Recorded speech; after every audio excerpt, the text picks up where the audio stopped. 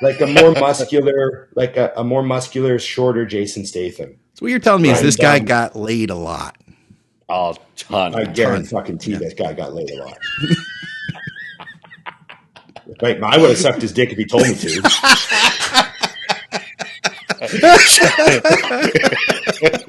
And there is the clip for this week. but we're not going to say no. Hey, everybody. Welcome to It's Just Bodybuilding episode 123. Of course, our acclaimed producer, Scott McNally, and my lovely co-host, Dusty Hanshaw.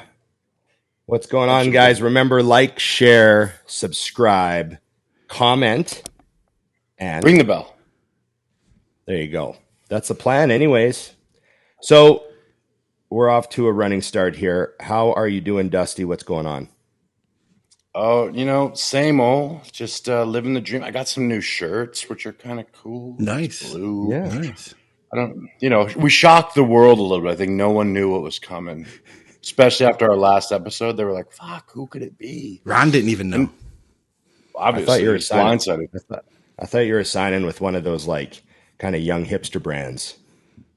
I thought about it. I was like, they probably need an old fucker to ruin this whole mess. But right. Yeah. Which, by the way, speaking of that, we have to discuss this. So there's a kid, and preemptively, no hate. I'm very happy. I'm very happy that Dusty has something right off the bat. Yeah, I'm already fired up today. So there's a guy that goes to my gym in Arizona. He's got a nice little following, good following, young kid. He looks like a 20-year-old. Supposed to look, got some abs, weighs 170 pounds. Looks good. Got like 80,000 followers. And I see, he's got a YouTube. Bet you that's where the followers come from. Let's go check out a video. So I feel like I was watching Blair Witch.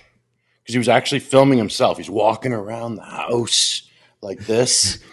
And then he's like, I'm going to show you guys my supplements. This one here, I think it's supposed to help with muscle. And then this one here is pretty good too. It's good. I'm almost certain it helps with muscle. I'm like, and then I'm reading the comments. They're like, bro, thank you so much for the information. I'm like, what did he say? So I was like, and these are the I can't hate, like it works.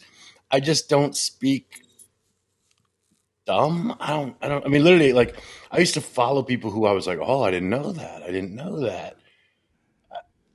I watched the whole video, and the only thing I got was nauseous from the video moving around, right. And I was like, wow. I mean. This is very confusing. So that's I was trying to research to say, okay, what are these young guys doing that us old fuckers haven't figured out? So when you see my Blair Witch video, don't watch it, but I'm probably going to get a lot of hits. Right. I'm going to do the flashlight, though, and I'm going to be out in the fucking woods, too. And guys, make sure you try the all-in. Right. It's going to be great. Right. In black and white. Yes, it's going to be great. So that's my plan. Well, that goes back to what Mike Rashid always used to tell me. Just do content. It doesn't even matter if it's good. Just put it out. It was not good, and it worked. Just post. So.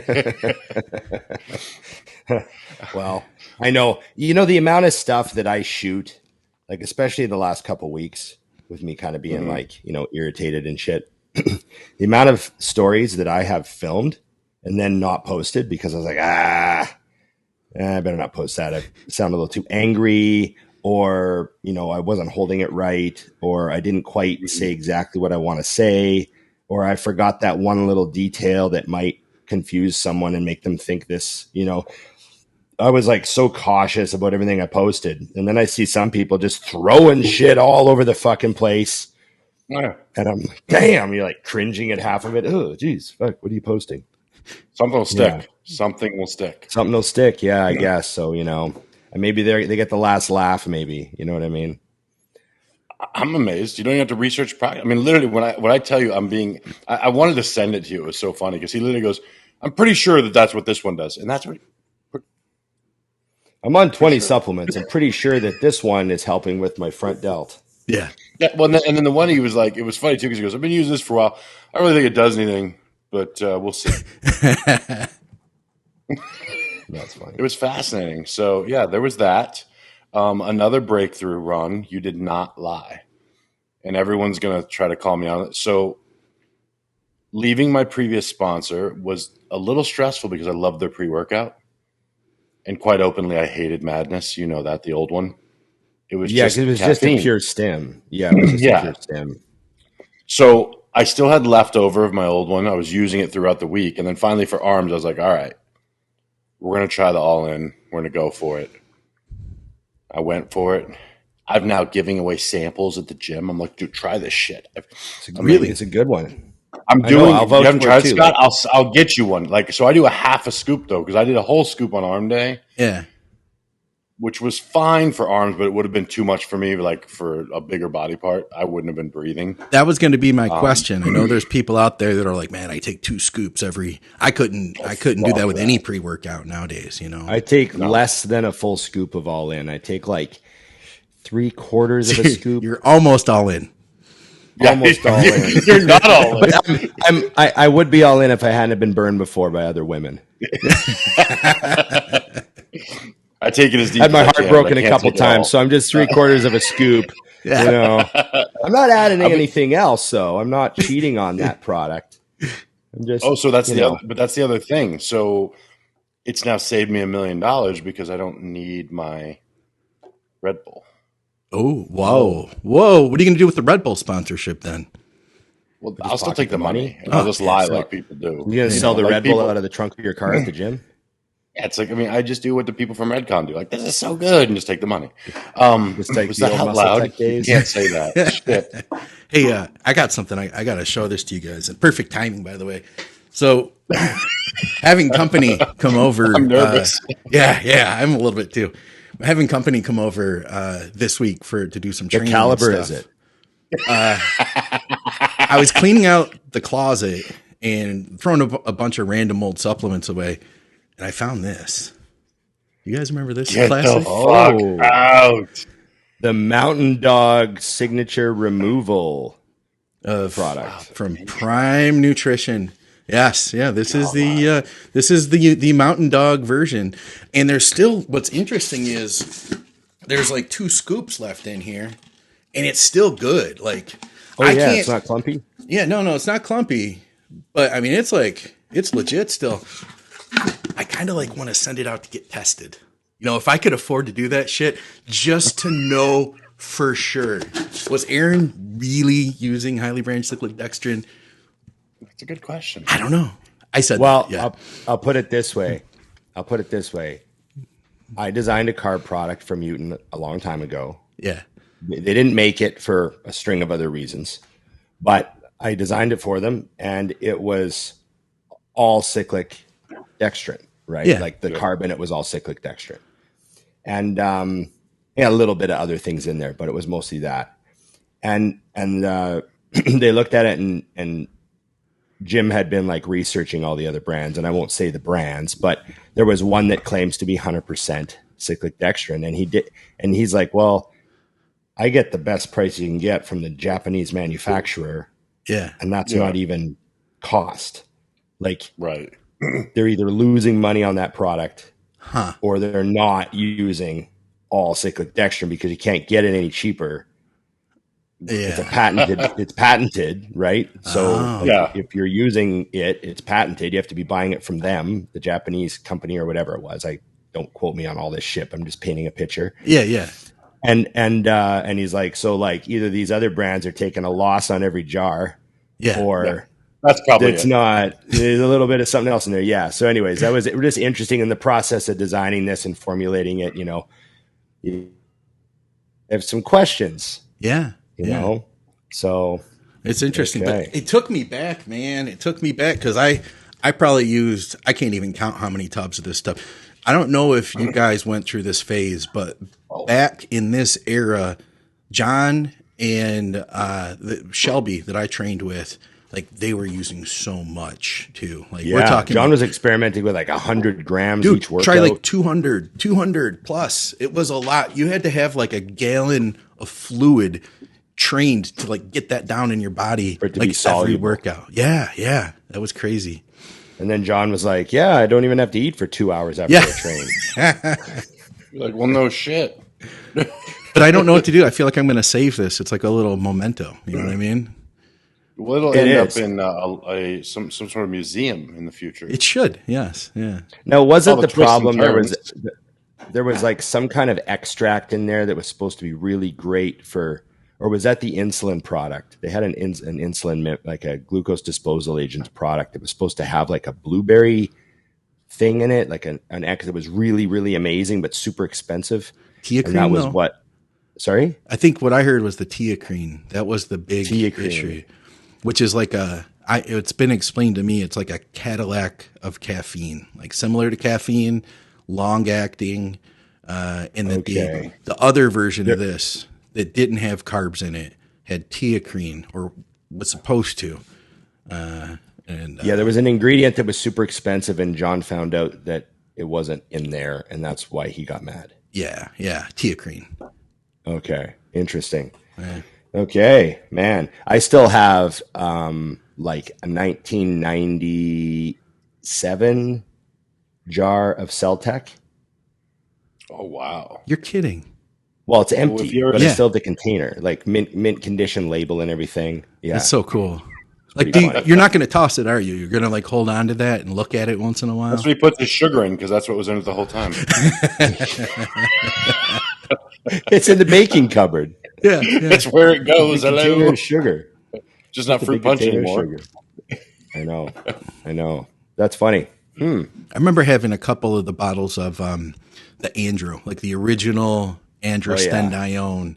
And I had those bottles just like floating around forever. And of course, I was like, what the hell do I still have these for? And I threw them away. But if I would have had those now, I would have saved them. I would have like put them up on the shelves behind me, as decorations. Oh, that'd be great. Having them in the background. I had a small little period where I thought, fuck, as I was living in, I came back from Australia and I was living with my parents for like a couple months because I had been out of the country and I like didn't know where I wanted to live and what I wanted to do. And I was going to go back to school, blah, blah, blah.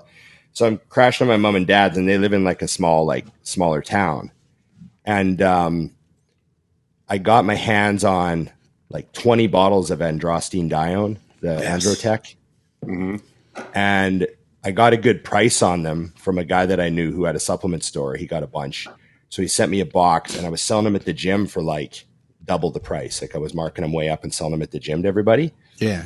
And I remember the day I sold the last bottle of Androtech, like literally the day I sold it. So he gave it to the guy. He gave me the money. I drove home, making my post-workout meal, turned the TV on. Mark McGuire is on steroids. Oh, yeah. Androtech, discovered in his locker.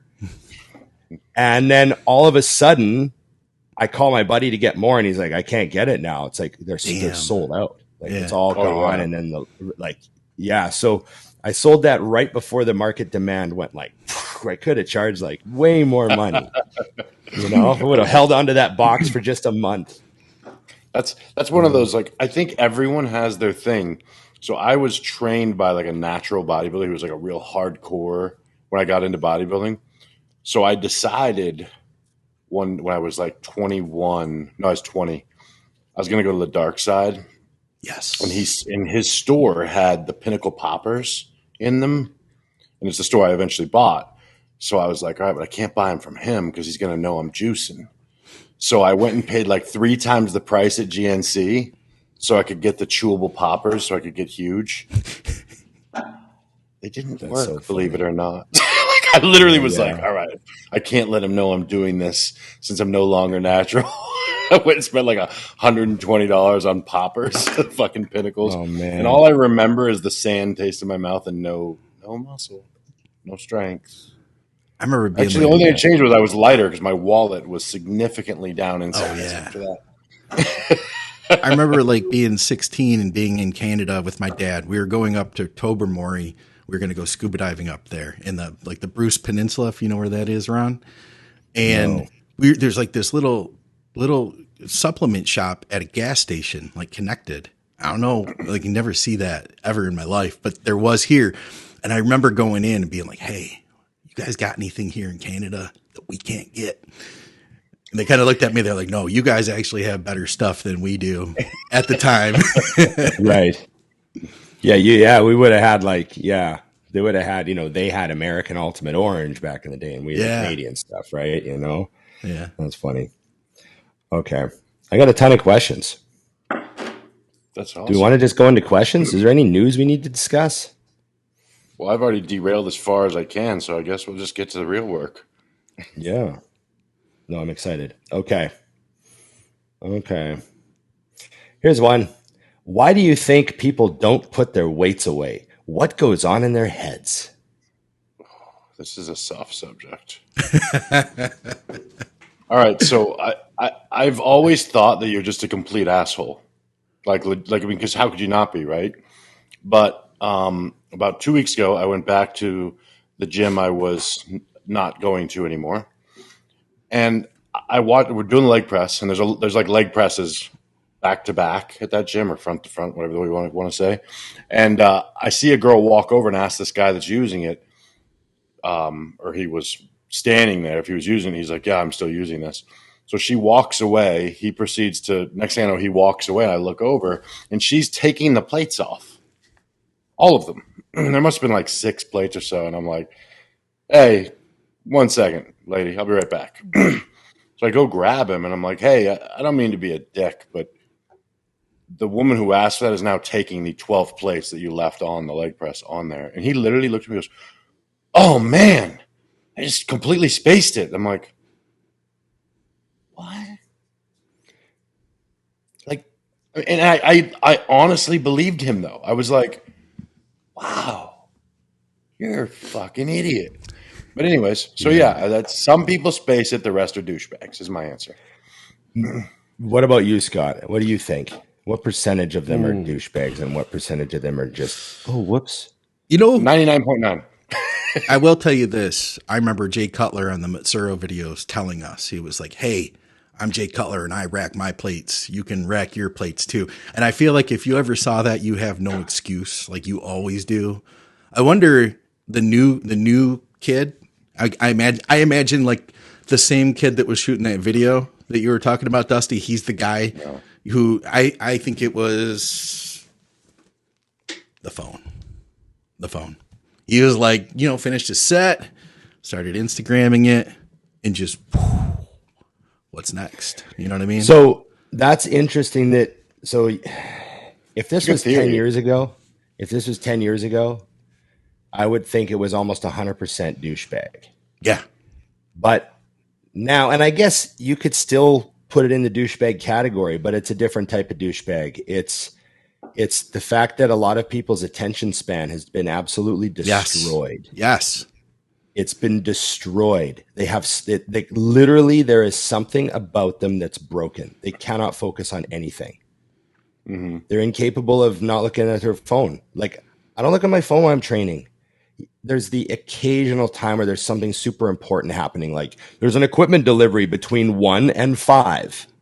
Right. Yeah. And I'm training at like 3:30 and it hasn't come yet. So I have to check my phone once in a while. Is that truck here? Like, is that, there's the odd thing that I have to do. But other than that, like, unless Emily calls me, because if Emily phones me, I know there's something going on. Like, like her, car's broken down somewhere or something. So if Emily phones me, I'll answer it. But fucking no, I don't look at my phone. I don't fuck around on my phone. I just listen to music. That's all. So I don't get distracted. But people also, and I don't want to get down on that, like, entitlement. People are young. The new generation's entitled, because there's not just a new generation. There's plenty of old guys that don't put their weights away still. Sure. There's this one guy at the gym. I've asked him a few times, man. I'm like, man, you got to put your dumbbells away. You come here and you use like the 115s and you leave them on the floor. It's like, yeah, I just forgot to put them away. I have an almost impossible time believing that. Yeah, every time. Like, no, you didn't forget. You were supersetting 2 things and you left the weights on both of them. Yeah. Like, it's fucking so brutal. I hate it when people leave their weights out. Because also, too, it's like kind of an insult to the rest of the community. Everyone going through the trouble of making sure all the machines have no plates on them when they're done. And then just some guy just 2-plating everything. You know, the only exception is I do remember one video with Jay Cutler where he left one plate on the T-bar. And he actually made a point of saying, if you can't row a plate, he's like, I remember that video actually. Me too. He's like, I leave one plate on this T-bar because I'm actually doing everybody a favor. You're welcome. You know, Yeah. Pretty funny. So, yeah, no, I do. You do notice though, this, at least what I've seen is, I've never seen someone who's actually using like a large amount of weight, aka they are experienced in bodybuilding, powerlifting, whatever. I've never seen someone like that leave the weight. At our gym, the people who left the weights the most were either younger guys or women would just leave like a quarter on the hack squat. Oh yeah, yeah. And I'm like, bitch, I don't want to take that off. I can. I don't want to. It should have never been on in the first fucking place. Sometimes in those circumstances, you just pile your plates on top of that quarter. You know what I mean? Oh, you're just like, I guess I'm doing an extra quarter today. You know, You made me stronger, woman. Yeah. Thank you. We have a bunch of little signs that say 45s only on Really? the leg storage. The storage. Like the leg press, the hack squats.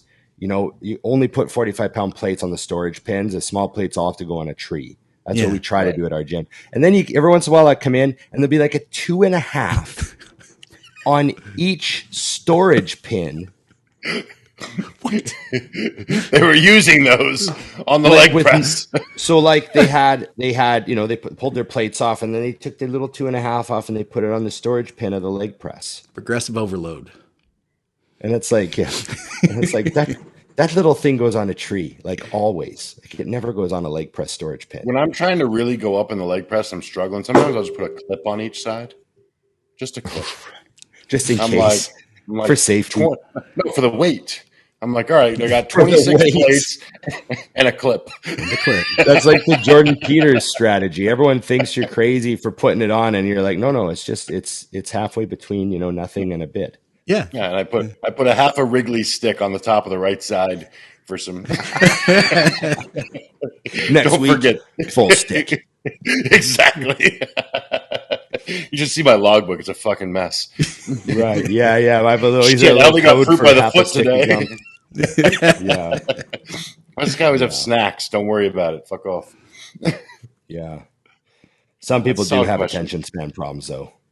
Real fucking bad. Which, by the way, on that note, shout out to anybody who's watching right now, because you're like 20 minutes in. You're doing really good. Not everybody can do that. Yeah, you are ahead of the curve. You see that. You're ahead of the curve if you're YouTube watching. algorithm. You see how many people can actually tune in for any real length of time. Well, I think it's the algorithm is set up against you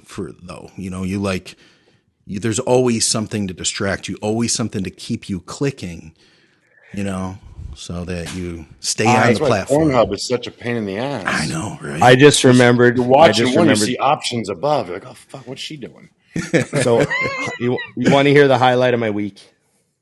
Yes. Of course. Highlight of my week. Okay.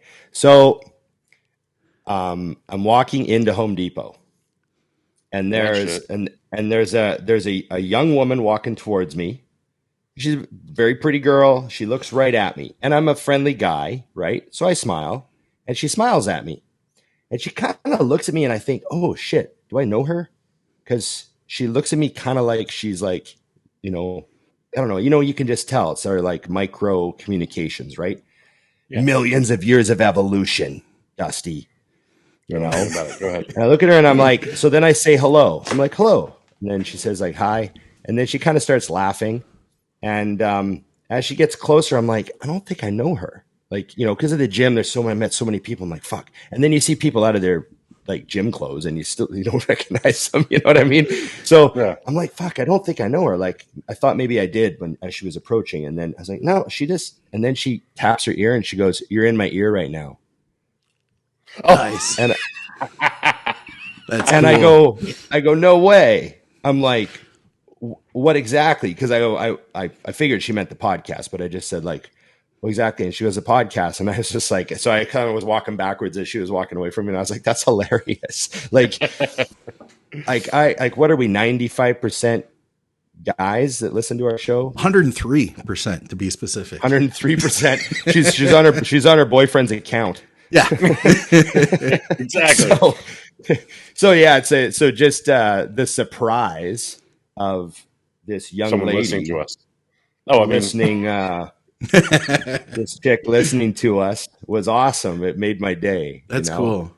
I felt a little cool. Felt kind of were. cool. I looked around the parking lot and I yelled at all the other 45-year-old dudes. I'm like, hey, anyone else getting listened to right now? Not even by your own wife. Fuck you. Not even by their own wife. Yeah. No, that was a highlight fantastic. of my week. That is cool. I love running into people that listen to the actual show. Like it's, because people say like, oh, I've seen you on the mutant videos and this and that. And I feel like the show is just such a more like kind of personal little, Yeah. Yeah. I get that all the time. I'll run into somebody like, hear that other guy on Ron and Scott's show. I'm like, ouch. The other guy on Ron and Scott's show. No, and now I regret not stopping and talking to her. Like I should have like introduced me, but we were like walking like away from each other as we were going, and I was in like a super hurry, and so She would have looked at you and been like, "You're interrupting my show. Knock it off." Yeah, like shut up. I'm trying to listen. I don't want to talk to the real you. Yeah, barely like the one on the radio. Yeah, yeah. So that was kind of funny. That is cool. So shout out to her, chick from the Home Depot parking lot. She'll know who she is. She's the only girl, the single female. No, we do have more females. Yeah, just in case she's confused. Yeah. There were no more. You were the only one. Tell Rick, thanks for letting you use his page to listen. And also, sorry if I didn't recognize you. I might have met you at the gym. I don't know. There's so many people.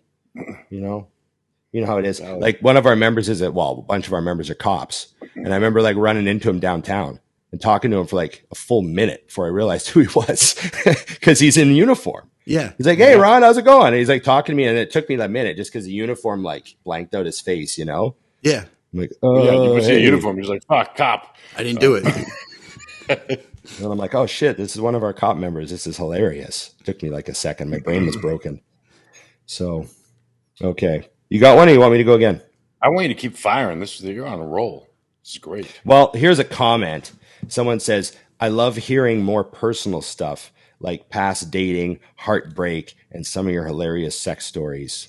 So don't be afraid to meander down some of those pathways occasionally. You know what I mean?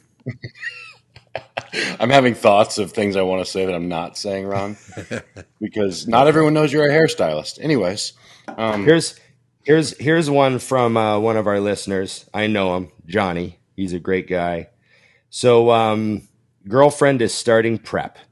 First time she's prepping since we got together. So it's his first prep with her, but it's not her first prep. Okay. She's very seasoned. What's the best way to support her? Hesty's like, support others? Yeah, what does that mean? No, you know what's funny? So this is my real thing, and it's a terrible fact, but I just tell people up front. I just ask, what do you need? What's your deal? Because, it's, for example, Ron, you're dating someone for the first, you've been dating someone for a while, and all of a sudden they're sick. Maybe they had too much to drink, whatever. It's time to ask the question. Do you want support in the bathroom, or do I leave you the fuck alone? Which one are you? And there are both. It's true. I've had them both.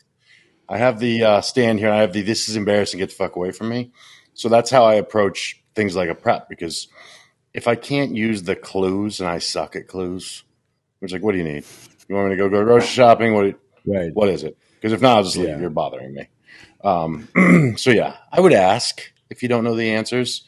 And yeah, hopefully she's seasoned, which means it should be relatively easy. Because, by the end of late in your career, prep is nothing. Yeah.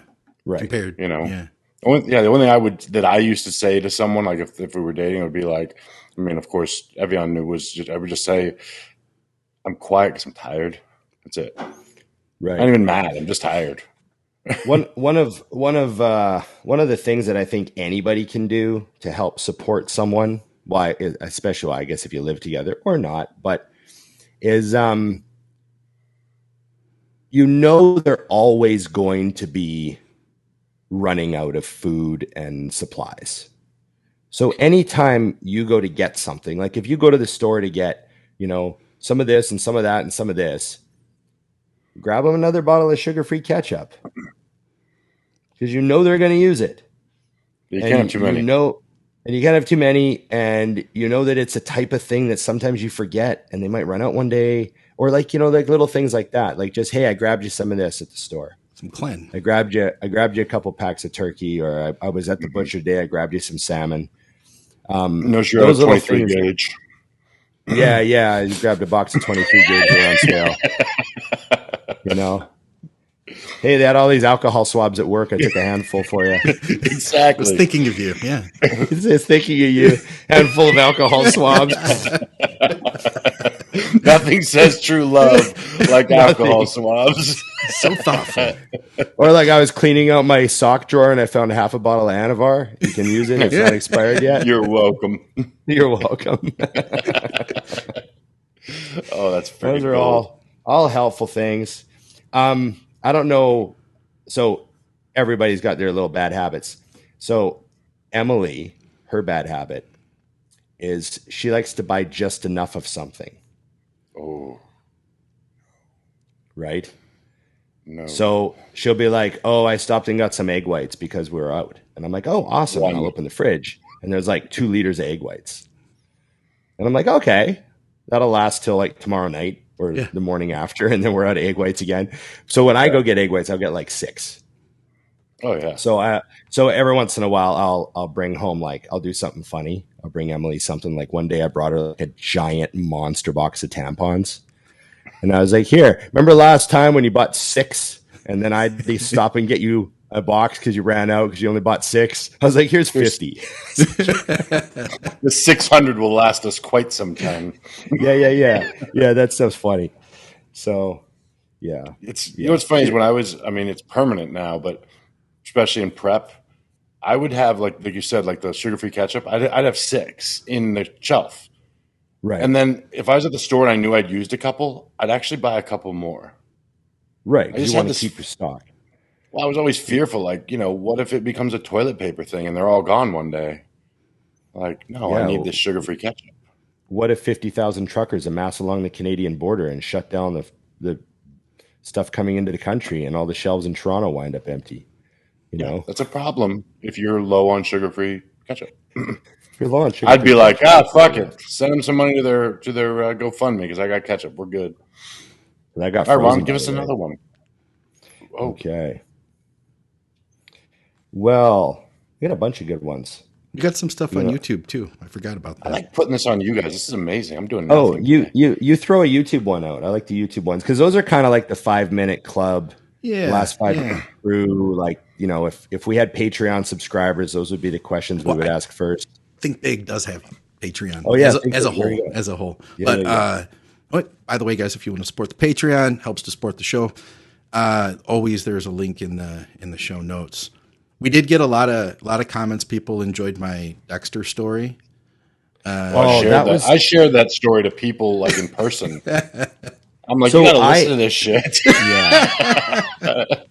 Have you finished yet, by the way? Yeah, and I started Ozark. New season. Okay. Nice. Yeah. You didn't watch the last episode first, did you? No. I actually went out of my way to make sure. I was like, this is the first episode, right? Right. You know? First episode, first season, we good? Last week you sent a little highlight clip for me to post. You take a funny clip and we post it on our Instagram. Yeah. And the clip you sent me was me talking about something. I don't even remember. You in the mask. I can't remember what it. Yeah, me in the mask and the Terminator scene and everything. Yeah. And that was really funny. And I liked how you edited that. And I still thought your story about watching the last episode of Dexter first was way better and should have been the highlight. That one hurt my soul a little bit. It was bad. I would like to see somebody turn that one into a cartoon. Be funny. Watch you and Victoria, but cartoon versions of yourself sitting. That would be great. What is going on? That would be great. Like all these facial expressions. Yeah, giant heads. Jim McDonald has one for us. Also, we did get a comment saying somebody appreciates Dusty's sense of humor, that you're underrated. But here's the question from Jim Rated McDonald. exactly the way you should be rated. Yeah, over. My mom's like overrated. He says, I wonder why ham is never talked about as a protein source. It's super high in protein and lower in fat, like steak. It seems like a semi-lean protein source with good taste. It's a way to get variety. Am I missing something? I thought ham wasn't as high in protein as, say, chicken breast. Ham tastes like shit. He's wrong. That's all.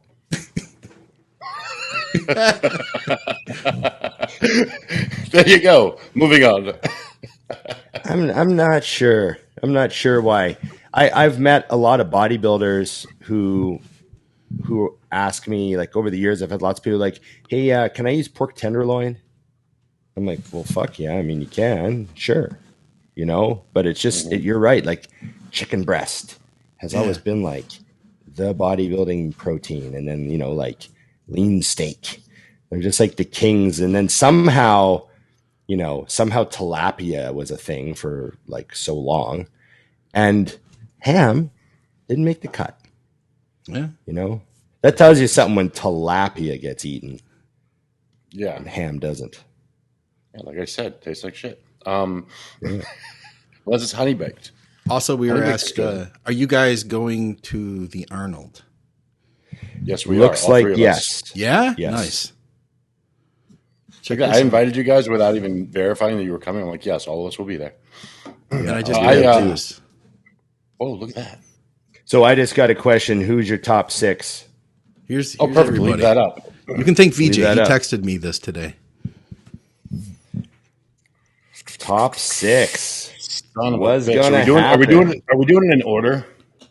Well, I don't know. Well, let me do this. For the audio listeners, we've got Akeem Williams, Brett Wilkin, Mohammed Shaban, Rodriguez, Fabio Gia, Zende. Yes. okay, Cedric and Steve Kuklo, Reagan Grimes, Nathan Diesha, Sampson, Brandon Curry, Max Charles, and William Bonnick. Okay. Damn. Okay. It's a lot of good guys there. Who's going first? Scott, you're going first. Yeah. Well, I've We gotta already make got him. 3. Who do you got the top 3? Are they in order? You got to do it in order, though. You got to do this right now. I'm constructing it in my brain. I'm going to put Brett up there. In first? Top 3 with Brandon. No, I need first. Fuck. You got to say who's first. Rodriguez is up there too. This is going to be a good show. That's all I know. Nathan Diesha, he did really well toward the end of the season. So yeah, I've in the top 6. I've got man, that's tough. But I got Curry For sure. Bonac, Yeah. Grimes. I'm throwing in the top 6. That would be because cool. I think That. I'm hopeful for him. Diash, that's 4. It's only 2 more. Brett. Let's go with Brett, the young blood, fresh into this show. And that leaves 1 spot. And you got guys like Cedric, Kuklo, Akeem, you know, like it's a crazy lineup. Dude. It's a good group. I hate when Ron is so wrong with his answers. It's uncomfortable. All right, here we go. I'm gonna go on a limb since you guys are skirting around here. Brandon Curry is going to win. Sure, you can see that. Nathan is taking 3rd because Brett Wilkin is taking 2nd. I could see that. Ooh. That would be amazing. There you Such a story. Yeah, Brett. Yeah, I got Brett. I'm still I got Brett in laughing that he second. was classic. I got Justin Rodriguez in 4th. Yeah, that's a good call. Oh wow! And look what I did. I bumped William all the way to 5th. Ouch. But hey, you never know Okay. what happened. And Who's Kuklo rounding is in out the 6th. top 6? Kuklo. Yep. That's a rough call. How crazy to just list that off and then I want to throw away my own list. Okay, so we got 7 guys in 2nd. And then I've got So what this means, Dusty, because Yes. I don't always go to the I haven't actually gone to every Arnold.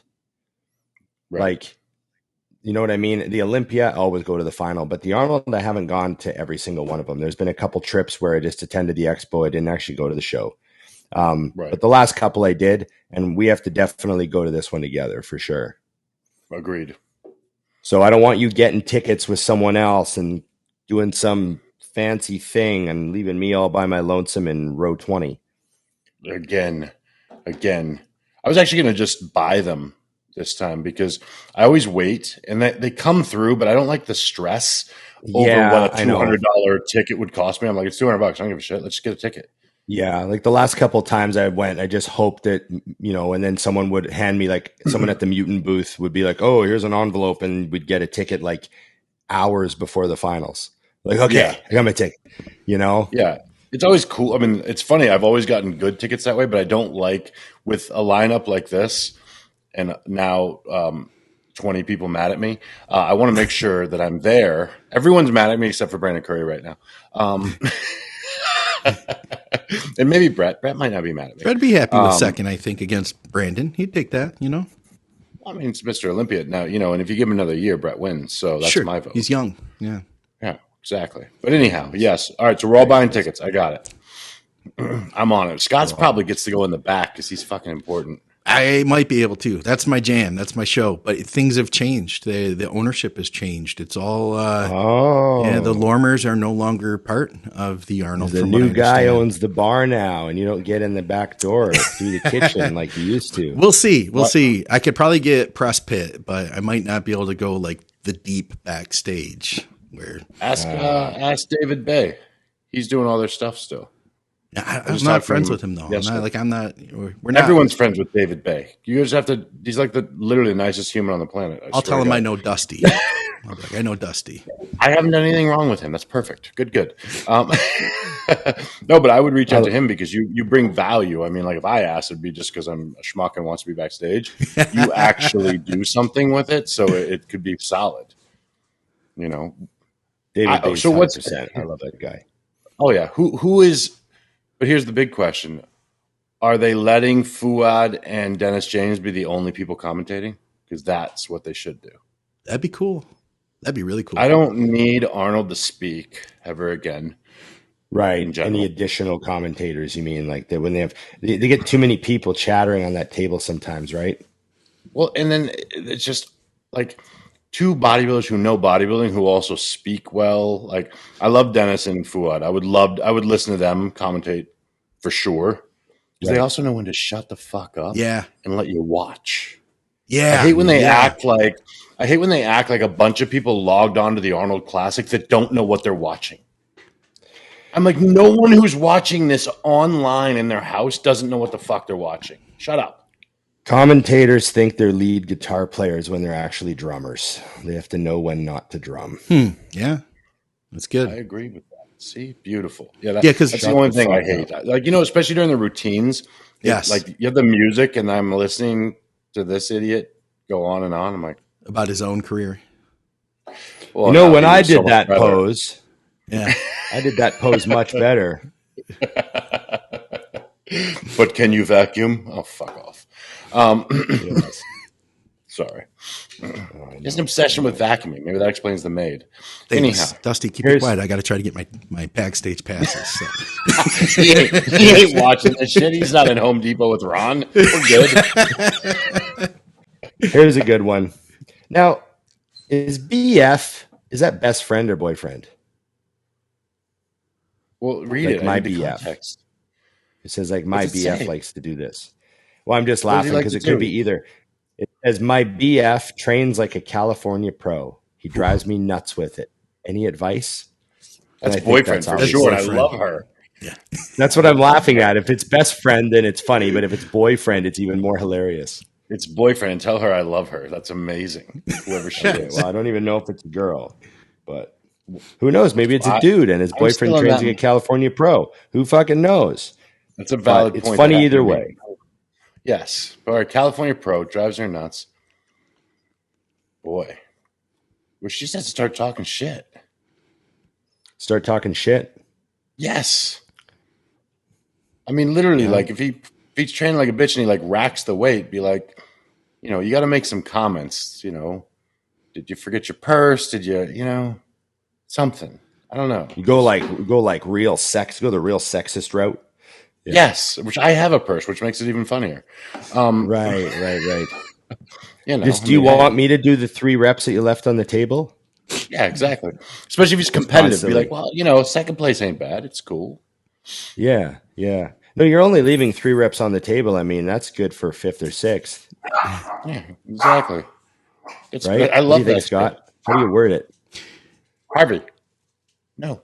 I feel like it brings up another question. What if you were to meet a girl and you guys connected on the bodybuilding level? Think you're like total bro, and she had like absolutely. What if she couldn't train? What if she had terrible form? You guys were like completely connected on that bodybuilding level, but then you got in the gym and she's doing like half reps on her squats, making tons of noise on like, half reps on barbell bench press, stuff like that. Would you overlook that? Or would you? Because I'm trying to put your, look at, how would you guys? You're trying to go the other way. Yeah. Would you leave? Would that be it? So like everything else is perfect, Dusty. Yeah. But you, okay. Or she could train in another gym, but she's not fucking training at Muscle Factory training like that. Kind of represents you. You know what I mean? Exactly. Yeah. I'm gonna put her in someone else's t-shirt for sure. Depends if she had a better physique than me. You can't say anything. If she looks better than you, I still can. I'm like, I didn't choose my parents, bitch, but you chose that depth. That was terrible. Right. Your form is unfuckable. Exactly. You leg press like that with you, what would you think? I can't even fuck you if you're gonna leg press like that. It makes sense though, right? Yeah. If I half-ass it like that tonight, what are you gonna think? That's right. Yeah. Go deeper. Fuck. Yeah. Go deeper. Yeah. This works both ways. Yeah. Exactly. Okay. Oh, jeez, that makes sense to me. Yeah. Good luck, honey. Or be like, honey, that's a guy. Yeah. Okay. I didn't look. I don't care. I don't judge, Dusty. I don't either. If it's I best had a friend, great. You're gonna love this. shit. So I went to this. This made me so happy. So I went to this restaurant called Gianna in town. Right. And I have this waiter that is amazing.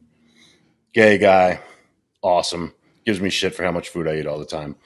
So we're sitting there. It's kind of quiet on the patio. And there's like this group of older people. And he's like, "Can I get you another drink, sir?" And the guy goes, "No, I'm straight." And he goes, "Oh, I'm not." And I fucking lost it. And they all froze. I'm like, this is why I give this kid so much money. He's hysterical. Oh, my favorite kind. Yes. That's funny. Good. What else you got? What else you got? I love a sense of humor, Dusty. So do I, especially from that. It's great. So I had someone ask me, how far is Sunnyvale away from you? And they're talking about the Trailer Park Boys. Oh, yeah. Sunnyvale Trailer Park. And that's a good question because people know that we're in Canada. So they're like, oh, well, how far are you from the Trailer Park Boys? And that's literally as far away as possible. Okay. So that would be like Los Angeles to New York. Did you offend him? He just left. He just left with a automatic. We went to get Trailer Park Boys memorabilia to show us. No, the dog needed out. She was. Oh, I thought he was like, "Oh, I got something to show these guys." No, I wish I did. I thought he realized his gun was unloaded or something. No. Yeah, he comes back with a new gun. This is my Trailer Park Boys signature edition. I can't remember, Ron. Did you tell the Trailer Park Boys story? Because you had like a story about Bubbles. I don't know if you told that on the show or not. My buddy, he lived in Halifax for a couple years because his now ex-wife was going to medical school out there. So he was out. He's a teacher, so he was out there teaching and surfing, like cold water surfing in Halifax. Fucking crazy. But he wound up making friends with like some of the guys involved with the show, and he wound up at Bubbles' house smoking weed like a bunch of times. And my kind of teacher. Yeah, and he said Bubbles he's got a really cool house, and then his basement is you go down and there's an archway above the stairs that says Sunnyvale Drive-In. So he's got it like, and you go downstairs, it's a giant theater room, and it's all like done up with a really nice theater down there. So you go down and watch like movies and smoke weed and stuff at Bubbles' house. That's a trip. That's a trip. Yeah. So Canadian. He said he's just like normal dude. Yeah. Because those glasses are fake, right? Like, yeah. He doesn't actually wear those glasses, right? It's like such a perfect character, though.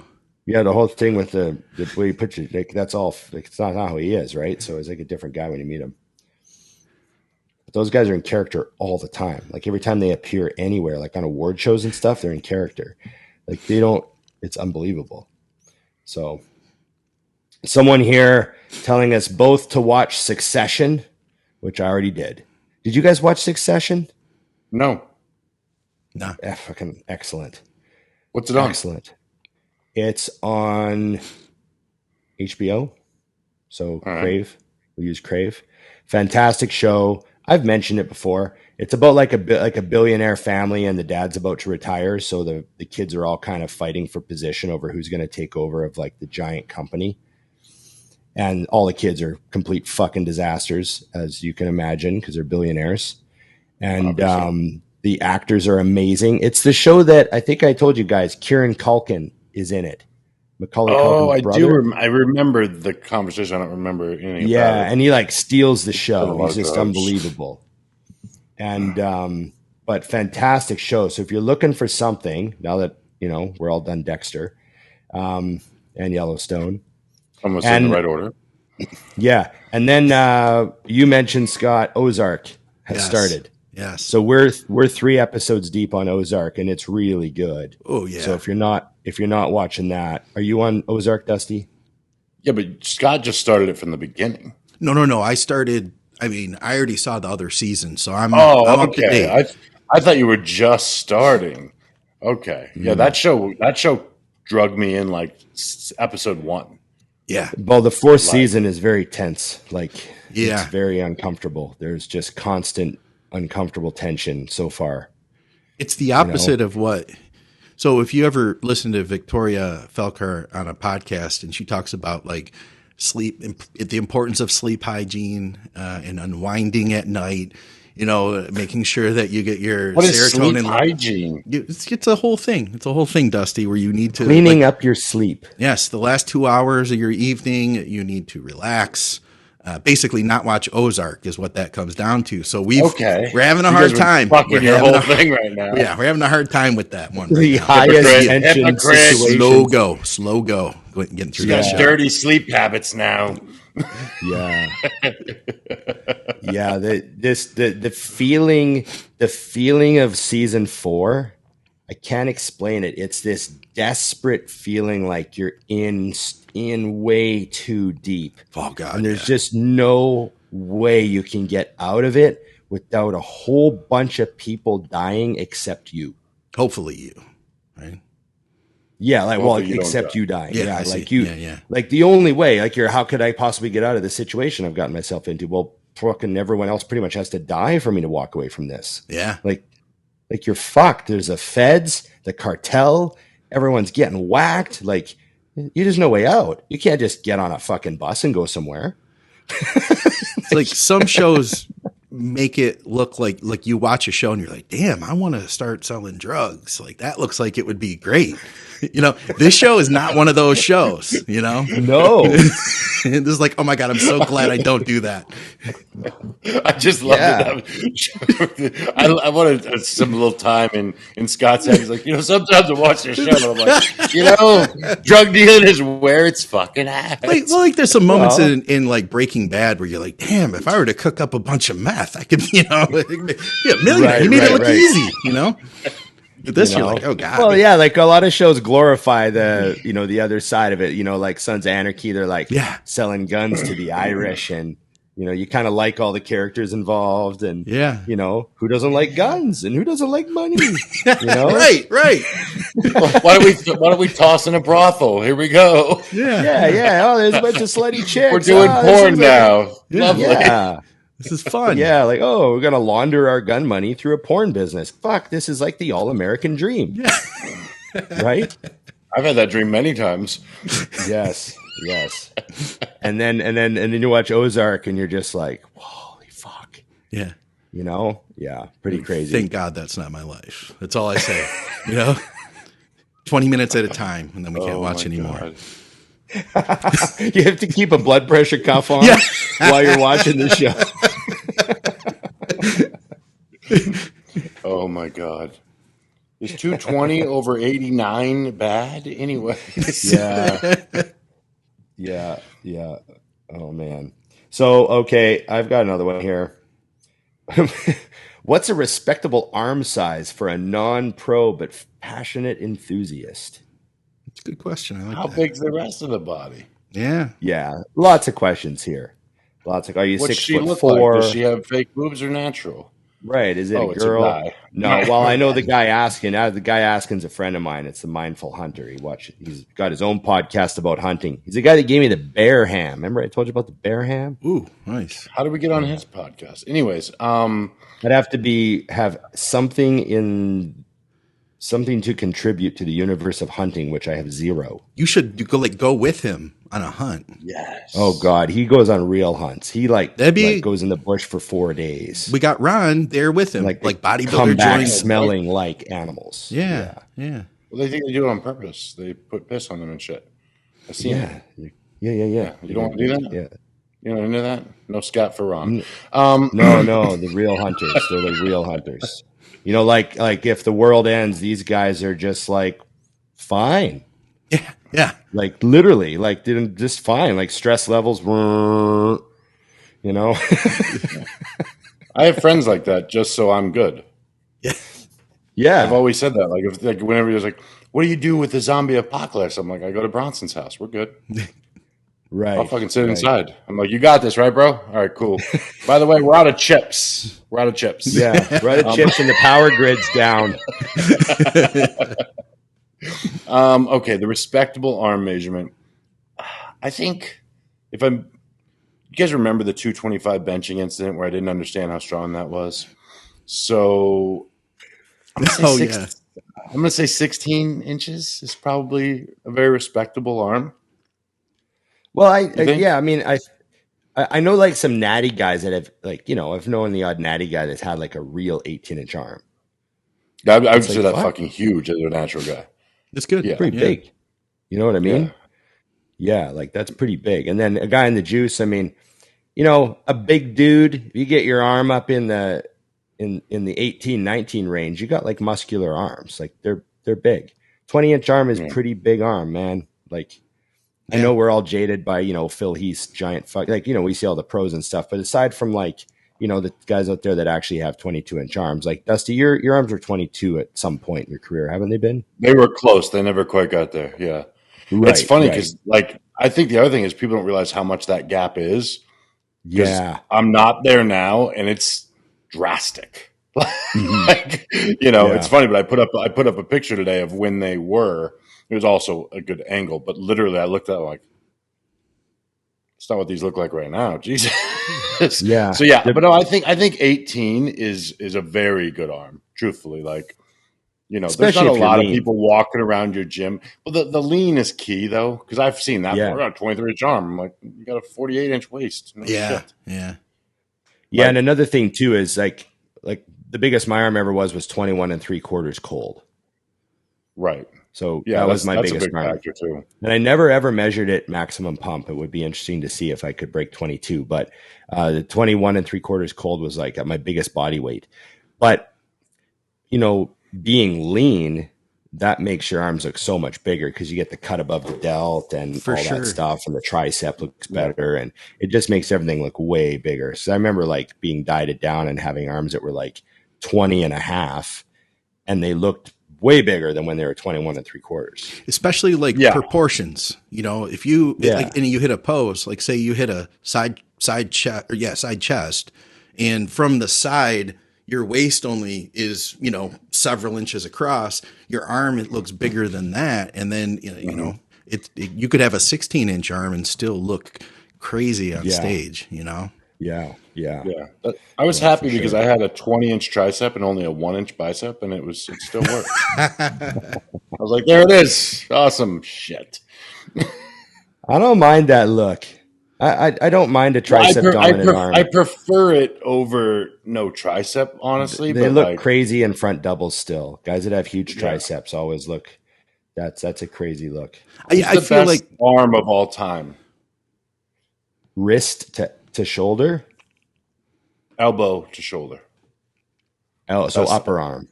Yeah, who is that? Best upper arm. I mean, I have no problem saying Phil Heath. Right. I mean, his biceps and triceps and the brachialis too. The side, the brachialis on Phil Heath was monstrous. Yeah. You know, what about? So I'm thinking Phil, Kevin Roans were crazy too. Ruley, and Kevin. You know, Kevin didn't have the craziest bicep peak, but I still loved his arms. I didn't even care. I loved the shape of his bicep. Look at our softball still, though. You know. Yeah. I got one for you going back in the day. What about the peaks here on Boyer Co? Yeah, that's nuts. Yeah. I mean, he's probably 50 in that photo too, isn't he? That's some crazy peaks. How about the wrist you flexion? threw that up and all I saw was how small his waist was? Yeah. Literally, you threw that up and I'm like, where is this fucker's waist? What is happening? Photoshop before Photoshop existed. Yeah. Another thing that Boyer did, if you notice, he had the wrist flexion was like way crazy. Like I can't even get my fucking wrist that low. See how bent mine his won't actually do that. Yeah. Yeah, that's wacky. Yeah. Look at the fucking waist. He's got his wife's fucking belt on, and her shorts apparently. We did an episode of Bodybuilding Nerds Radio. This was a couple of years ago, the year Brandon Curry ended up winning the Arnold, and he listened to the show, which was super cool to begin with. But we were talking about how Frank Zane, his wrist measured, I forget, I think it was like 3 inches around, something like that. And we were talking about the guys today versus back then. And we were trying to determine, well, how much bigger would a guy's wrist be when they're like, you know, the size of the guys today. And Brandon Curry shot a video of him measuring his wrist. And he started this wrist challenge for all the other pros. And his measured the same as Frank Zane's. But you can think about how big Curry is compared to what Zane was. But he had the same freaking wrist size, the tiny joints. Wow. Yeah. That's really interesting. I've often wondered what some of their knees and ankles measured when they're like crazy shape, you know? Because, you know, sometimes you see a guy and you go, fuck, that guy's got monstrous calves. And then I've seen them in person and the calves are amazing and like aesthetically gorgeous. But they're not actually as big. It's the ankle on the guy was like fucking gone. Yeah. I'm like, Jesus. The little ankle just makes the calf look so nuts. Yeah, But that's what calves are all about. They're all about shape. Oh, for sure. There's guys out there whose calves are small, but I'd still trade them because they're great. Like diamond shape, corners on them, fucking, veins everywhere. Right, Scott? It's the one thing I got. I was waiting. Give me that one thing, Ron. I'm not going to be the one that does it for once. I'm going to shut up just once. Let me have that one thing, Mr. IFBB Pro. Whatever. We would trade. Here's one. Do you think that so I've gotten questions about this before, and the general thing is, live seminars used to be a thing, a big thing. Like you would hear someone's doing a seminar and you'd be like, oh shit, we got to go to that.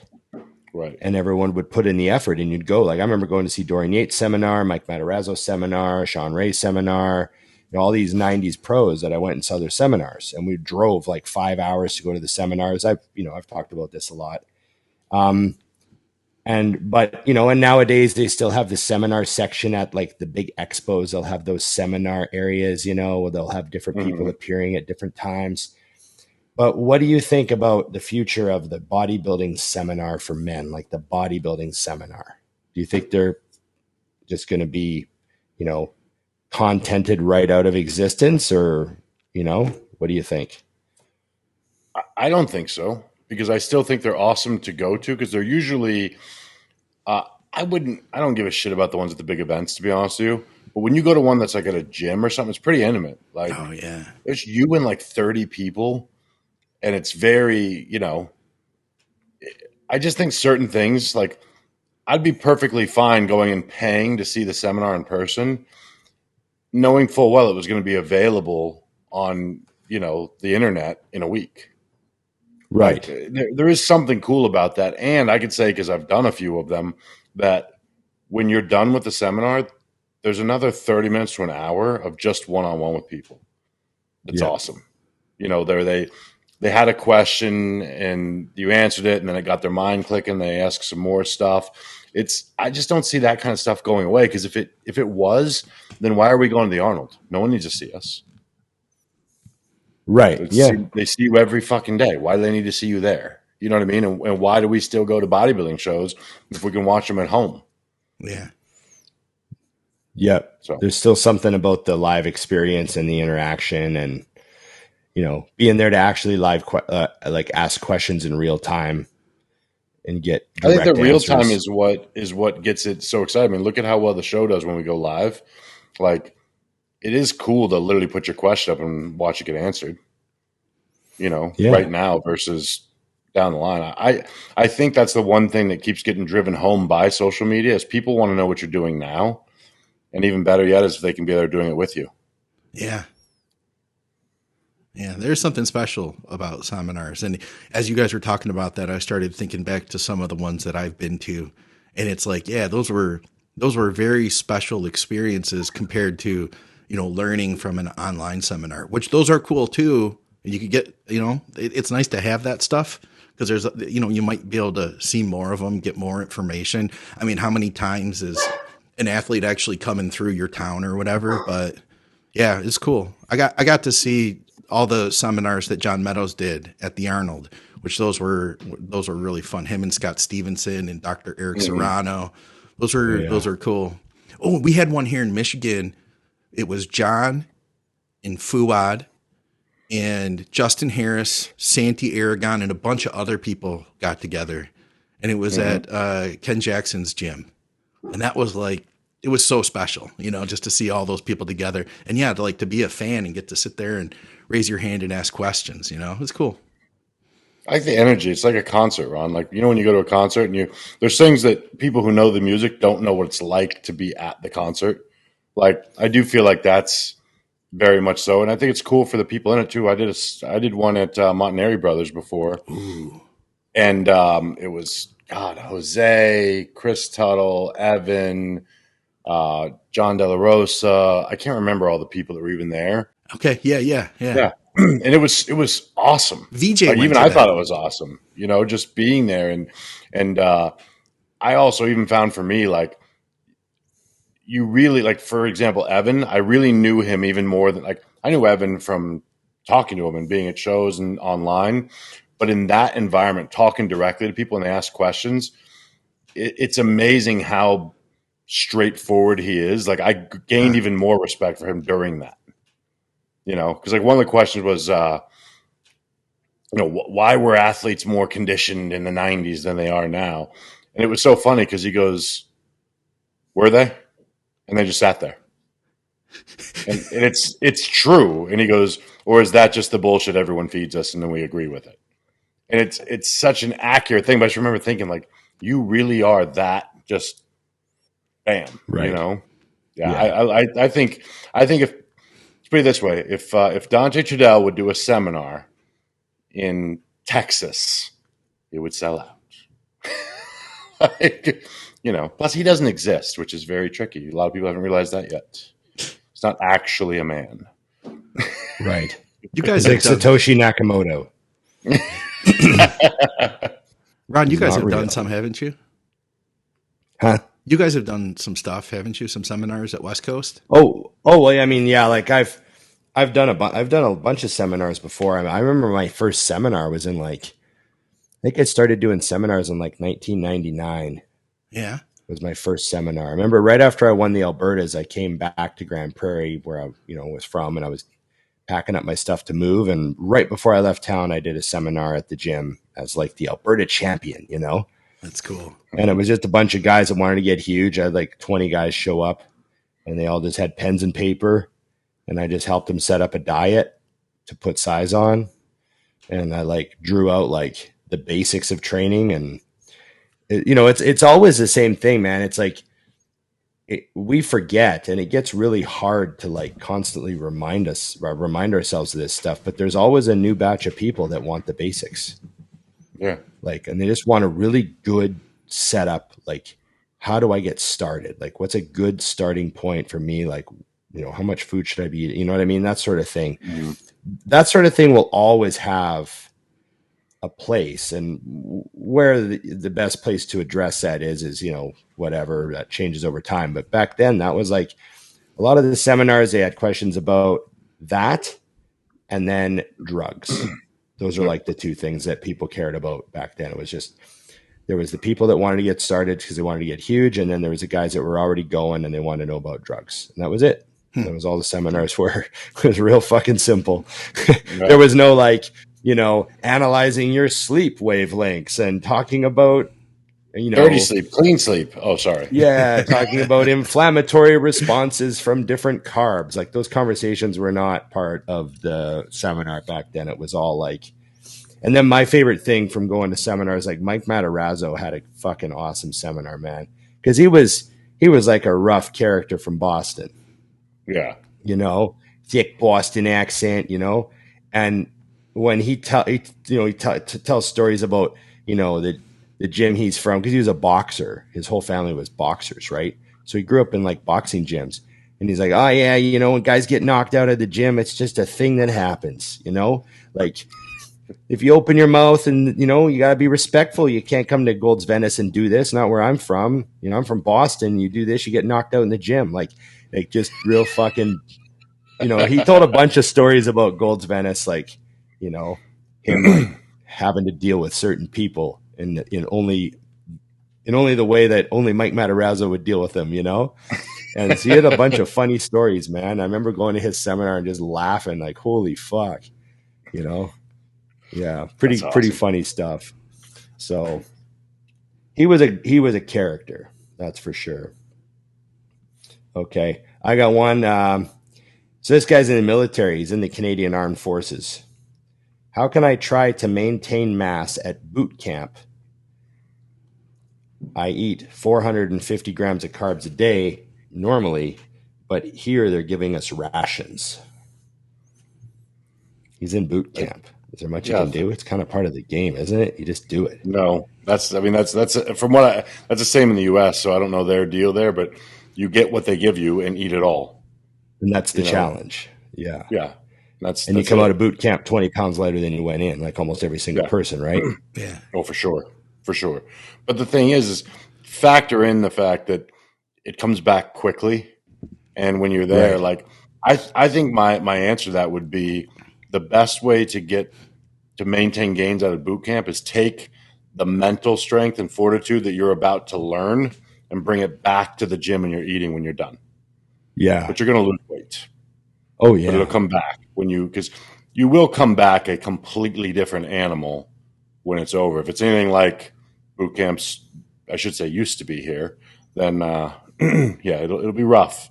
So, but yeah, that's a tough one. Yeah. Well, they're not allowed to do anything here anymore. It might hurt someone's feelings. Right. I prefer that the people who are protecting my freedom are worried about their feelings. Isn't your military doing like TikTok videos now about gender inclusivity? Oh, dude, there's so much. No, it's so, and I hear this from other people, so I won't speak out of turn because then you look like a moron. But like the things that I'm learning from old school military versus now, it's the same in everything though. Like I have friends that are in the medical field. Like a surgeon can't look at you anymore and be like, "Stop being a fucking idiot." They can't say that. Yeah. Even though you're being a fucking idiot. That's against the rules and they'll get in trouble. I'm like, I don't give a shit. Yeah. I want him to yell at that guy while I was dead or in a coma and make sure he stops being a fucking idiot. Thank you. So yeah, same. Yeah, I think here you probably gain weight because you could be like, I'm offended if I don't get more food. And they're like, oh, we'll give him more food. Or I identify as someone who eats way more than this. And I do. That might be a thing. I like this. Either one of you guys ever consider joining the military at any point in your life? That ever even crossed your mind? I'm looking at Scott because God, no, I did not. When I was a kid, like when I was like 13, you know, I had an uncle that was in the Army, and I thought like, yeah, that'd be cool. And when I say that'd be cool, what I was thinking was like blowing shit up would be cool. You know what I mean? Like that part would be cool. And I still think today that blowing shit up would be cool. That said, that ship has sailed. Yeah. I never, the closest I came to considering it was when I went through a phase when I was young where I wanted to be a helicopter pilot. Yeah. Right. And I asked my dad, how to become a helicopter pilot? And he goes, well, the easiest way is to join the military. Yeah. And tell them you want to be a helicopter pilot. And they'll route you into the helicopters and you blah, blah, blah. And I was like, ugh. Isn't there like a school I can just go to instead? Like an online Which there course. is. But yeah. I do want to say too, shout out to the people who did follow through with that, who wanted to blow shit up, and they are blowing shit up today. Shout out to you for blowing shit up for us. Yeah. Yeah. No, that's another level of, I think too, what I was confused by is what you just said, Ron, is I've heard too many people who went into the military to do something and were led to believe as they were signing their paperwork that would probably happen. Right. Just to go in and be like, yeah, we don't have room for helicopter pilots, but you can be a kitchen guy. Right. And that's it. Like you give like choices. And, you know, and of course, when you're enlisting, they sell you that, yeah, you'll probably be flying helicopters in no time. Infantry. You know? Yeah. So it's a tricky thing. And then here I've just learned so many things. It's weird because I feel like those people should be given anything they want. Like, you know, past military people here tell me it's pretty fucked up. That's what I'll say. I don't know about you guys, but I always had it, and maybe it's the era we grow up watching the movies we do, or maybe it's everyone. I don't know. But I've met, you know, a handful of people who were legitimate, like special forces, you know? Oh, yeah. Like I had a friend who was an Army Ranger, and he was in a special task force of the Army Rangers, and like he was down in South America doing like cartel shit, and you know that he couldn't talk about completely, you know. And I've known guys that were like, I remember there was a guy that used to come into a bar I worked at.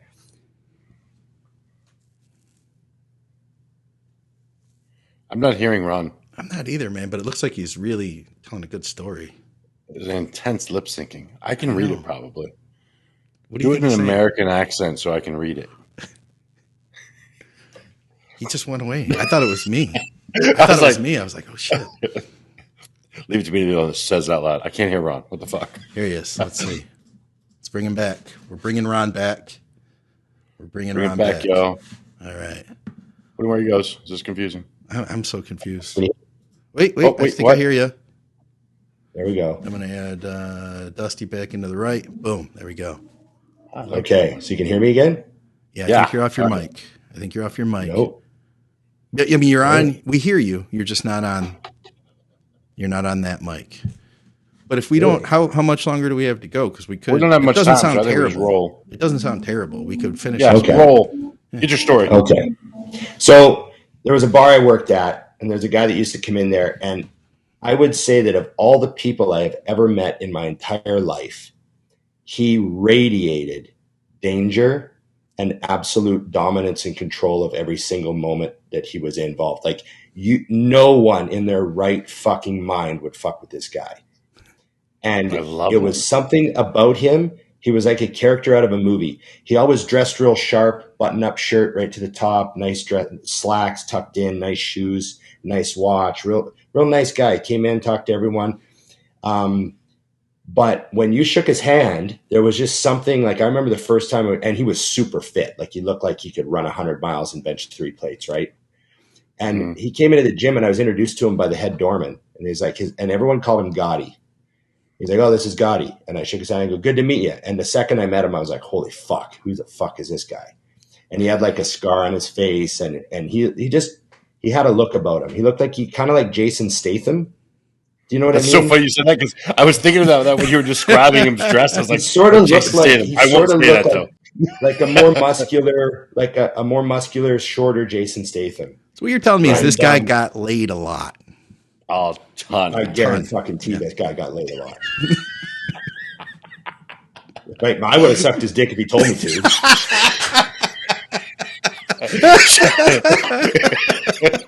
And there is the clip for this week. But we're I'm not going to say no. That's the only part of the clip, Scott. It's just going to have Ron go, well, I'd suck his dick if he told me to. It's the whole show. I regret the whole show most in life.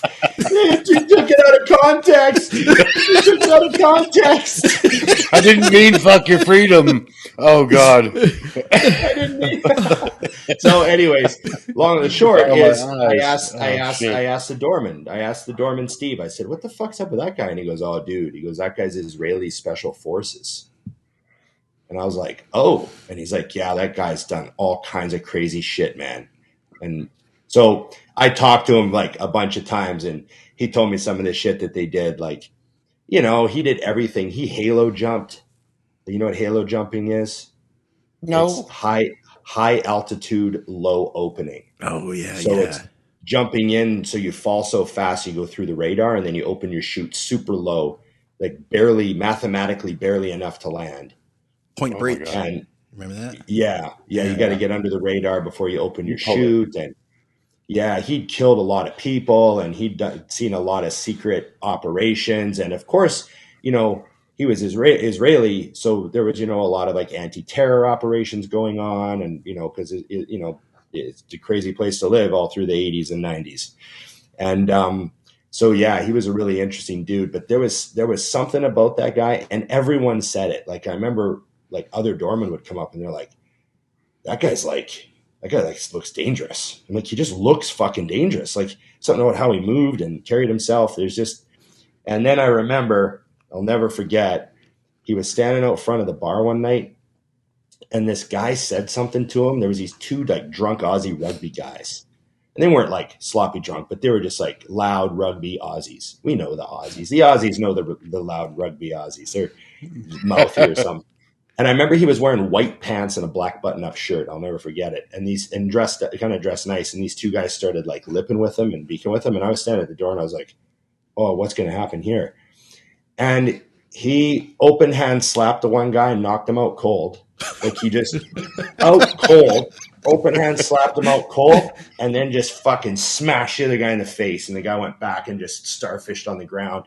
And then they both like took a second to roll over and slowly get back up. And he just straightened up his shirt and just stood there and just kept continuing the conversation with the guy he was talking to like it was nothing. Damn. And they just both got up and sort of stood there, and he gave him one last look, and he just went like this. And they did. Walked away. And then there was another time where he was standing out front, and this girl was beaking at him. Beaking, you fucking blah, blah, blah, blah, blah, blah. And he looks at her boyfriend, and he goes, shut your bitch up. And the guy's like, oh, like that. And he goes, you got 3 seconds to make your bitch shut her mouth. And the guy just kept like, and she kept going. So he just knocked the guy out. Oh my God. And she's like freaking out. And he goes, why? I'm not going to hit you. But he just learned a lesson about you, bitch. Oh my God. That's straight out of a movie. Shut your bitch up. And the guy's like, bam, knocked him out. Oh, that's fantastic. And I was like, holy fuck, this guy's fucking crazy. You know? So yeah, guy got back up, bleeding out of his mouth. His woman's freaking out. And what's he saying? He's like, stop talking. I don't have any stories like that. I've never done that kind of thing in my life. You know what I mean? Normal people don't do stuff like that. That's like a movie, man. So calm, just straightens his watch, fixes his cuffs, knocks the guy out. Whew. Shut your I'd be bitch worried up. about my pants getting dirty when they're white. Yeah, smacking people around like that. He wasn't, not at all. He wasn't worried about a thing. He had no worries in the world. And there were like police walking up and down that street all the time. He'd knocked a few people out on that sidewalk he didn't even walk away. He stood right there, kept talking. That's so. But that is bouncer 101 with women. You know that. If you knock somebody out, you're scrambling. You scramble. You're like, I better get the fuck out of here. Yeah. You stand right there. It's also story time. People want to say what happened. Yeah. He's right back to talking about chicken and waffles. Amazing. Yeah. No adrenaline dump, nothing. Just No adrenaline dump at all. Just too calm. What does someone like that do for adrenaline though? You know, like they do say that about like those type of people. Like, you know, we can do the most basic thing. It's like, ooh, that was kind of exciting. What's that fucking guy do? So I asked him one time, that's hilarious. I said to him one time I'm 19, so I'm dumb, right? Fucking idiot. And when I first found out he was special forces, he was talking to me one time and I'm like, so have you like jumped out of helicopters into the water and stuff? And he just starts laughing. He goes, oh, kid. He just like You're pats so me cute. on the shoulder. Like I've like gone into houses and shot a bunch of people. Yeah. Like I'm not just jumping out of helicopters into the water. Like we've executed entire squadrons of guys that are labeled as terrorists. Like you know, whatever the fuck they do. He tells that whole story and goes, so you have jumped out of the airplane into water? Yeah. I remember feeling so stupid. The way, like, he didn't have to say anything. He just pats me. He's like, oh, kid. Oh, kid. Like, that's not, like, yeah, that's what we do on the commercial. Yeah. You know? Join the special forces. And there's guys jumping out of helicopters into the water. And they're like, oh. Learning computers and stuff, you know? Yeah, learning computers. Yeah. Oh, that's amazing. I would kill to sit down and just let someone like that talk, just to realize how much I haven't done dick in my entire life. Yeah. Find that guy. Get him on the show. He probably listens. Where he is now. He probably listens. Yeah, that'd be hilarious. I'll never forget that dude. He was like, you know, every once in a while someone would be like, who's the scariest guy you ever met? And there's just something about that dude. I was like, well, at the time I was only 19. So obviously I was impressionable, but that's the scariest guy I've never met. Yeah. And I'm still in. Oh, man. Yeah. That's a good time, you know? I mean, shit, Ron said he would suck his dick. I mean, that's amazing. Yeah. Oh, I'm really sorry. Sorry about that whole helicopter thing. Where do I go with this? Oh, man. Did you guys jump out of helicopters and stuff? This felt so fucking stupid. Shut up, kid. Blow me. Okay. Yeah. Oh, how can we not end on that lovely note? Is that where we're ending? Do we end there? I feel like it's the best spot. We're just going to edit to that. Just that was it. That's the whole show. This is a 7-minute show. Oh, man. Oh, God. Good stuff. Here's do you guys watch a show? Do you ever watch a show? Well, Scott has to edit it. I got to do the timestamps. So, yeah, I watch them all 2-3 times. So, occasionally, I watch a show in its entirety. I put it on and I let it play because I just want to hear like how it went. But I'm usually busy doing stuff, so I don't really pick it all up. But then occasionally, like I said, like I'll hear a story. And I'm like, oh, fuck, I forgot that part. It would have made the story way better. I hope I don't feel like I missed something on that one. You know? You can bring that one up anytime if you happen to remember something. Yeah, tell it again. Or Can we call him Jason from now on? The funny thing about some of the stuff that comes up on the show is it's stuff I haven't remembered or thought of for since decades. I forgot about that dude. But for some reason he came up today on the show. And then I just had 3 flashbacks in a row of these incidents where he was hanging out at the bar and fucking gotten punch outs with people. I was like, Jesus. We got to do one more because I have 7 more minutes of availability.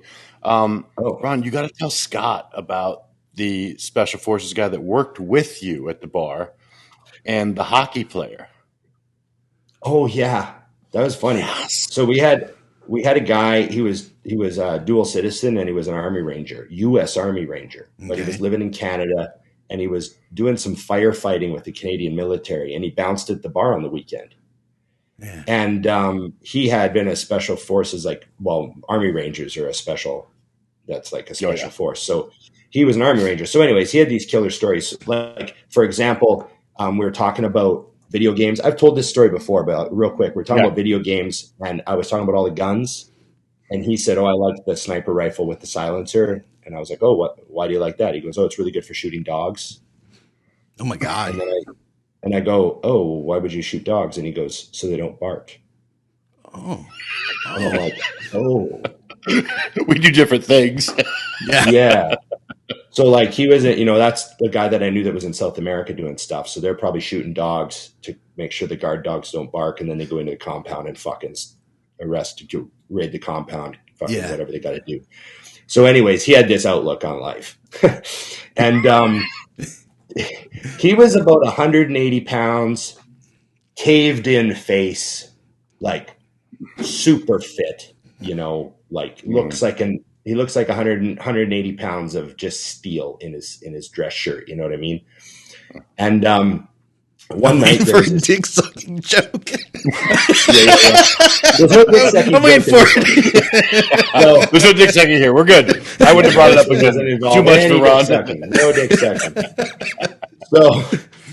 So there was this. We had a policy at the bar where you had to check your jacket, and it was a security thing. Yeah. Right. We don't want guys with a bunch of dudes in there with big coats on. You just never know, right? So we made everyone check their coat, and this big tall guy came in, and he had his jacket on, and the one doorman goes, "Hey, I asked him to check his coat, and he like flat out refused, and I tried to stop him, and he just walked in, and we're like, okay, we'll go deal with this." So there was a bunch of us, and the one doorman goes over to him and says, "Hey, I'm going to have to ask you to check your jacket. It's just a security thing here. We make everyone check their jacket. We'd be happy to put your jacket in the office for you if you want, anything." And he goes, "I'm not checking my fucking coat." And the doorman was like, "Okay." And he like walks back over, and he says he's not checking his fucking coat. And then another doorman comes over and goes, because there was a bunch of people that had come in, and another doorman comes over and goes, "He plays for the Penguins. The Penguins are in town tonight." And we're like, "Oh, that makes sense. He's 6'6". Like he's fucking huge. Yeah. Mm-hmm. And the other doorman comes over and knew his name. And he's like, "Yeah, he's a goon for the Penguins. He's defenseman for the Penguins." And we're like, "Oh, well, we got to get him the fuck out of here." And so we go over there, and because he's a hockey player, I'm going to fucking just, you want to avoid situations. Sure. So another head doorman goes over, talks to him again. "You really got to check your coat. Be happy to put it in the VIP section." And he's like, "I'm not checking my fucking coat." And he was like a real dick. And he comes back, and so the head doorman's like, "Okay, well, this guy's got to go. This guy's not. We don't want this guy in the club." And we're talking about how we're going to do it. And the one manager is there, and I'm not a manager. I'm just like a new doorman. I'm standing there. I'm like, "Listen, I'm ready to go." And the one manager's like, "Well, we should do this, should do that." And we look down, and he kind of pushes this guy. It's like some other guy come up to talk to him, and he just like pushed him away. Huh. So we're like, "Oh, fuck." He's like pushing people now. Yeah. And so finally, Army Steve, we called him. Army Steve just pulls his gloves out, and he goes, "I've had enough." And he just walks straight towards him while the whole group of us are standing there with the manager deciding what to do. He just fucking walks across the floor, and Steve's like, he wasn't as tall as me, so we'll say 5'10". This guy's like 6'6". Steve just walks up behind him, steps on the back of his knee, and chokes him out, drops him on the ground. Huh. Pulls his arms up behind his back, puts his fucking handcuffs on him, and we're just like, holy fuck. And we just run over and help. We grab him up, and he comes to, and he's just fucking fighting. But Steve's got him cuffed because Steve had handcuffs and a baton and everything. We take him to the door, put him up against the wall. There's a bunch of us now, so he's like, taken care of. He calms down. A bunch of the other Penguins come over, fucking take the cuffs off him outside to get rid of him. But yeah, Steve just choked him out on the fucking floor. Good God. Like nothing. He's like, "I'm tired of waiting. All this talking." Yeah. That's my favorite shit. He's like, "I'm done talking. We're done with this shit." All this talking. Is he going to go or not? Like, yeah. And so they got him outside, and he calmed down, and they took the cuffs off him, and he stood up. He's like, "Fuck you fucking bouncers." Yeah. And we're just inside like, "Oh shit, Steve." Like, "Yeah, you took care of that, I guess." That was the end of the 90s. Yeah. Yeah. You couldn't do that today. It's just different now. It's just different now. The good old days. Yeah. Everybody, there would be like, that would be on Instagram. Everybody, there would be lawsuits. Yeah, and it would be all over like all the sports pages. Yeah. Because there would be video of it happening. Yeah. 10 videos. Yeah. Back then, didn't hear a word about it. He just, next day he's on a plane to some other city, playing another city. Even if you're a small name, though, like I remember when we bounced, that was the only rule there. Like if people are out of hand, just remember, nothing in the face, no marks. Right. Don't leave marks. Kidneys, beautiful. Don't hit them in the face. Yeah. Simple rules. That's so classic. Oh, man. I've heard that story, Scott. I've asked Ron to tell me that story one-on-one again. Yeah. As if I don't know. I'm like, then what happened? Yeah. Tell it again, Ron. Tell it again. Being shocked. The guy was out before like we even had time to react. Like, wow. It was so fast, you know. But Steve just wasn't afraid of anybody. He's like, he's just a hockey player. Like literally, he was that's tall what until he was kneeling. He's just a hockey player. Why would you be worried about him? He's just a hockey player. Yeah. You know, so funny. I guess it's all perspective. You know, exactly. You know, when you've been trained to fight hand to hand to the death, you're not really afraid of an athlete. Yeah. This will be fine. Whereas like a normal guy would be afraid. He's like, he's big. He's got pretty good cardio. Yeah. You know, like, no one has great cardio when they're asleep. No one. Yeah, exactly. Yeah. So, okay. Awesome. Weird episode. I got off track. I loved it. I like getting off track. It's the story of my life. Okay. So here's to running into more fans that are listening to our show in Home Depot parking lots. I think Ron just wants to tell us he was at Home Depot doing man shit. Yeah. I was. Yeah. What were you at Home Depot for, by the way? Like, what did you need? I was looking for a dolly, like a flat, square dolly, because we were moving gym equipment around, and we have this really heavy calf raise, and we actually crushed our dolly with it.